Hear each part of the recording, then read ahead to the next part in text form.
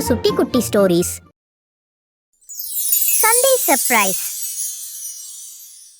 ஒரு தென்றல் வீசும் புதன்கிழமை மாலை பொழுதில் வேலையிலிருந்து கிரிஷ் தனது முகத்தில் ஒரு புன்னகையுடன் வீட்டிற்குள் வந்து, இந்த ஞாயிறு நாம் ஒரு சிறப்பு இடத்திற்கு போறோம். சோபாவில் சாய்ந்து இருந்த ரேஷ்மிகா நெற்றியை உயர்த்தி, எங்க போறோம் என்று கேட்க, ஒரு க்ளூவும் இல்ல, அது ஒரு சர்ப்ரைஸ் என அவர் சிரித்தார். அவர்களின் மூத்த மகள் ஷனா மிகவும் உற்சாகமடைந்து, ஜூ, தீம் பார்க், ஓ புதிய வாட்டர் ரிசார்ட்டா என்று கேட்டாள். அதுவும் சர்ப்ரைஸ் என்றபடி கிரிஷ் சிரித்தார்.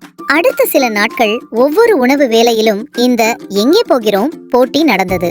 ஷனா பிஞ்சு நகைச்சுவையுடன் ஒரு காமிக் ஸ்ட்ரிப் பாரிஸ் முதல் செவ்வாய் கிரகம் வரை வரைந்தாள். 2 வயது குட்டி பாப்பா லேகா தனது அக்கா படங்களை காட்டும் போதெல்லாம் குதூகலித்தாள். ஞாயிறு காலை மிகவும் பரபரப்பாக துவங்கியது. ரேஷ்மிகா ஒளிரும் பிங்க் நிற சல்வாரில் தயார் நிலையில் இருந்தாள். கிரிஷ் சிவப்பு நிற சட்டையிலும் ஷனா மஞ்சள் நிற குர்த்தியில் சாகசத்துக்கு தயாராய் வந்தாள். சரி, கண்களை மூடு என்று சொல்லி கிரிஷ் ரேஷ்மிகாவுக்கு கண்ணை கட்டி அவர்கள் எல்லோரையும் பின்வாசலுக்கு அழைத்து சென்றார். வாசல் திறந்ததும் அனைவரும் வாய் பிளந்து பார்த்தனர். அவர்களது பேக்யார்ட் முழுவதும் மாறிவிட்டது.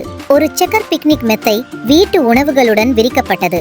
மெதுவான இசை ஒலித்தது. ஒரு பலகையில் கேம்ப் ஃபேமிலி ஃபன்க்கு வரவேற்கிறோம் என எழுதியிருந்தது. ரேஷ்மிகா சிரிப்புடன், இதெல்லாம் நீயா செய்தாய் என்று வாயில் கை வைத்தார். கிரிஷ் பெருமையாக தலையசைத்தார். அவர்கள் விளையாடினார்கள், கதைகள் சொல்லி சிரித்து மகிழ்ந்தனர். சூரியன் மறைந்த போது வீட்டினுள் லேகா பாப்பா தனது அக்காவை நோக்கி நடந்தாள். கிரிஷ் ஆப்பிள்களை வைத்து ஜகல் செய்ய முயற்சித்தார். அனைவரும் மகிழ்ச்சியாக இருந்தனர். கிரிஷ் லேகாவை தூக்கி சிரித்து சுழற்றினார். அந்த இரவு நட்சத்திரங்களுக்கடியில் ரேஷ்மிகா கிரிஷின் தோளில் சாய்ந்து சொன்னாள், நீ சொன்னது சரிதான், இது எந்த தீம் பார்க்கை விடவும் ரொம்ப சூப்பரா இருந்தது. பின்பு அங்கு நெருப்பு மூட்டி இசை மற்றும் நடன கச்சேரியே நடந்தது. ரேஷ்மிகா ஷனாவுக்கு நாட்டியம் கற்றுக் கொடுத்தாள். அடுத்தது ரேஷ்மிகா தனது செல்போன்ல ஃபேமிலி செல்ஃபி எடுத்தாள். குட்டி பாப்பா அதை ஆச்சரியமாக பார்த்தாள். பின் சமையல் அறையில் அனைவரும் ஒன்றாக சமைத்து மகிழ்ந்தனர். டின்னருக்கு பிறகு ஸ்டோரி டைம் வந்தது. அடுத்த நாள் காலை ஷனா ஸ்கூல் கேம்ப்க்கு கிளம்பினாள். குடும்பமே ஒன்றாக அவளை அனுப்பினர். அன்று இரவு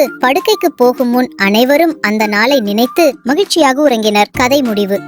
அந்த ஒளிரும் பேக்யார்ட்ல சிரிப்பும் அன்பும் சூழ்ந்திட அவர்கள் வாழ்நாளெல்லாம் நினைத்து பார்க்கும் நினைவுகளை உருவாக்கினர்.